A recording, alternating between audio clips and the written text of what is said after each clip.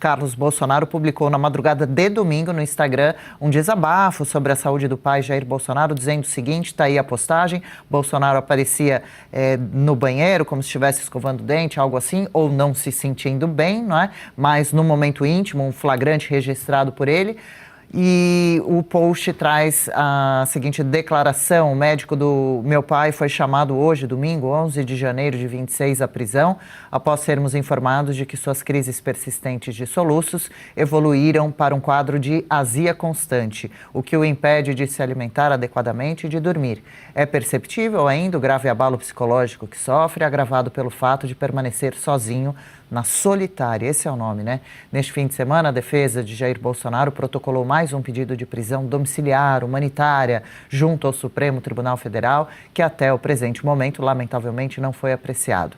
A foto anexa registra meu pai, ainda nas palavras de Carlos, em intermináveis crises de vômito. Então era um momento de que ele estava realmente passando mal, decorrentes das sequelas da facada que sofreu em 2018, praticada por um antigo militante do PSOL, partido historicamente alinhado à facção política de Lula. Já vamos trazer outros pontos, né? A Michele também deu algumas declarações com relação à saúde do marido, preocupada, a família, claro, com muitos motivos. Agora, Paula Camacho, Supremo Tribunal Federal vai conceder ou não? Claro que você não tem bola de cristal, estamos aqui querendo refletir um pouco, cogitar a possibilidade e a necessidade de Bolsonaro voltar, que seja, mesmo a prisão sendo injusta, para casa, né? Ficar lá com maior assistência médica, familiar, de alimentação e de comodidade, né? Porque é um absurdo, é realmente uma tortura ficar nessa cela. Daqui a pouco vamos falar também sobre o barulho constante do ar-condicionado que fica dentro desse quartinho de 12 metros quadrados, onde o Jair Bolsonaro fica trancado, segundo Michele, o dia inteiro.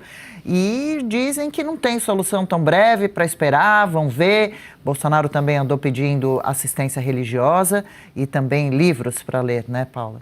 Olha, estamos acompanhando o dia que, infelizmente, possivelmente, o filho, Carlos Bolsonaro, vai nos dizer que o ex-presidente não aguentou.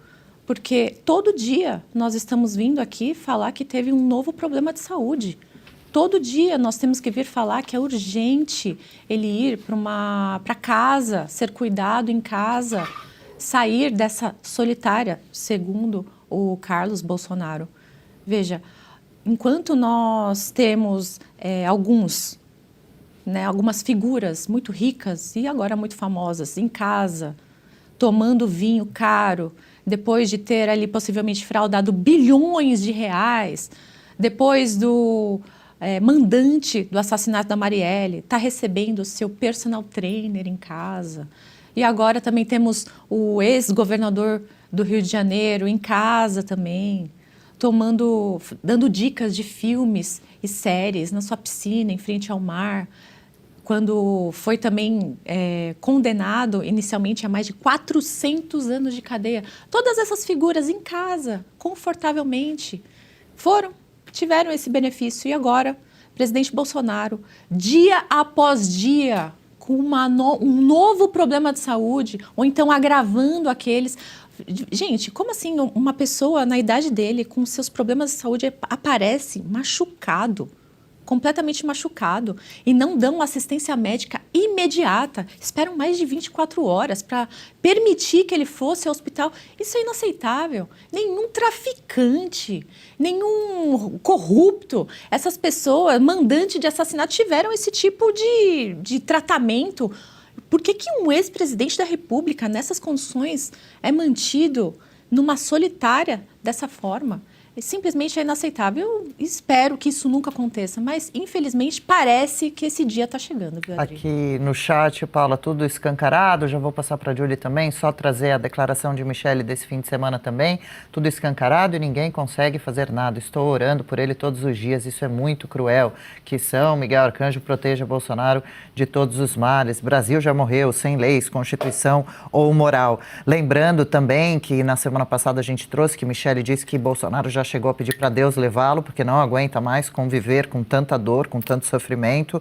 Bolsonaro, nos últimos dias, tem sentido, segundo os médicos, tontura, está aparentando pestana caída, pediu para tomar antidepressivos, está com labirintite, teve a queda da cama no meio da noite, seguida de um traumatismo craniano considerado leve, mas a princípio com o Supremo Tribunal Federal, na figura de Alexandre de Moraes, proibindo o Bolsonaro de ir ao hospital verificar o tal do traumatismo detectado por médicos da Polícia Federal ainda na cela. Ou seja, a nossa esperança não é muito grande, tendo em vista a crueldade, realmente, a sensação de ação motivada por vingança, por ódio pessoal de Moraes, em mantê-lo nessa condição que não seria nem um pouco necessário. Mas falando sobre Michelle, então, nesse fim de semana também, ela desabafou sobre o estado de saúde do marido. A ex-primeira-dama afirmou que a condição de saúde de Bolsonaro está sendo extremamente agravada pelo regime de custódia. De acordo com ela, teve mudança no procedimento de segurança após a troca da equipe responsável. Conforme o relato de Michelle, quando a custódia era feita pela PF,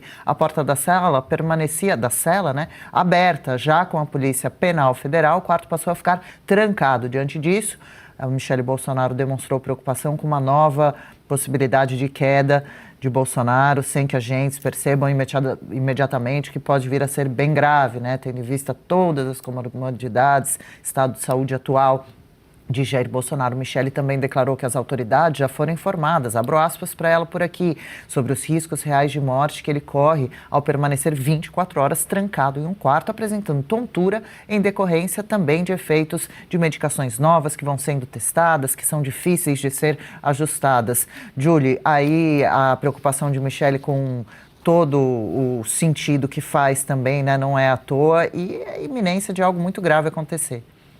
A gente está vendo, a crônica de uma morte anunciada. É isso. Assim como foi com Clezão, estão assassinando o ex-presidente Bolsonaro aos poucos.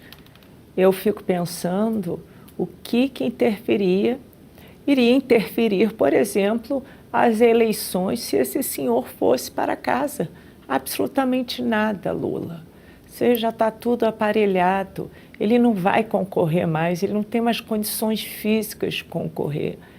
Eu fico pensando também, por que criar uma narrativa no público, aí com a ajuda de certos jornalistas e, obviamente, influenciadores e cantores e atores e atrizes, de que o Bolsonaro era um monstro.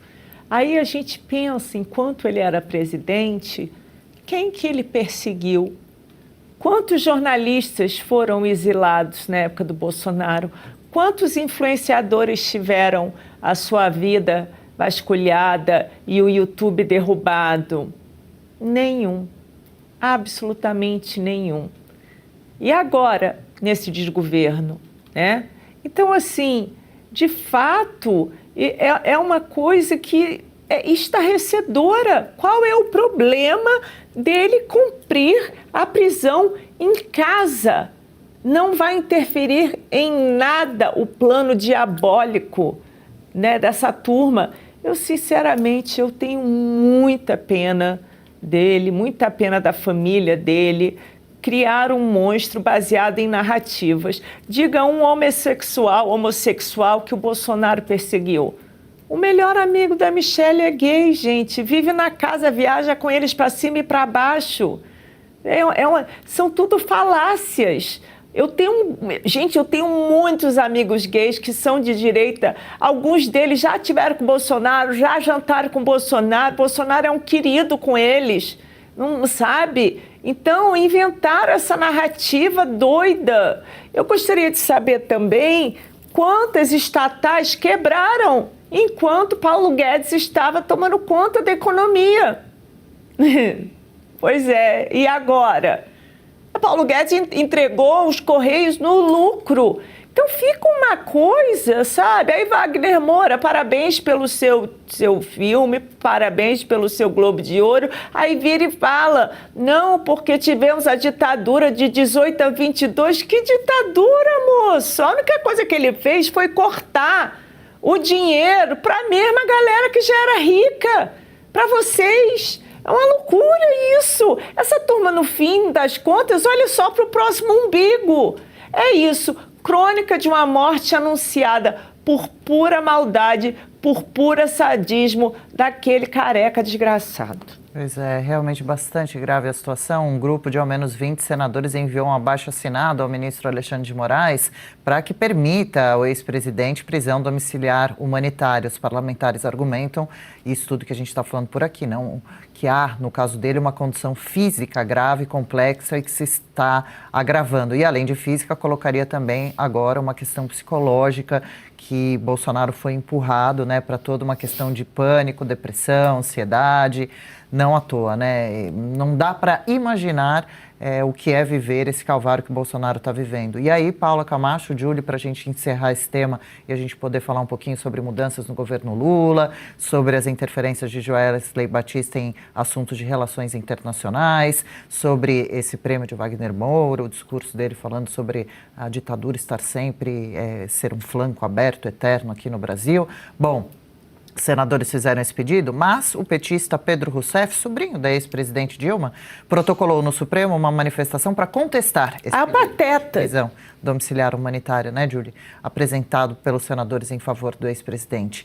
No documento, o Rousseff sustenta que o pedido não atende aos requisitos legais e jurisprudências exigidos pela Corte para concessão do benefício. Só para a gente encerrar, é muito claro isso, né? Jair Bolsonaro foi aquele que subiu no palanque, reuniu multidões, no mínimo a metade ou mais do povo brasileiro nas ruas, para falar sobre abusos do Supremo Tribunal Federal, especificamente através da figura de Alexandre de Moraes, atropelo de direitos humanos. Foi ele que escancarou os absurdos feitos por Lula, a roubalheira, a corrupção, os familiares de Lula justamente envolvidos. Então há um sentimento claro de vingança por parte de todas essas pessoas que culpam Bolsonaro também pela época da pandemia, por palavras mal colocadas algumas vezes. Legal, gostou desse corte? Estamos ao vivo de segunda a sexta-feira, das 10 ao meio-dia, no YouTube da Revista Oeste. Eu, Marina Helena, Adriana Reide e Paula Camacho analisamos as principais notícias do dia. E siga as nossas redes sociais, @oestcom.elas.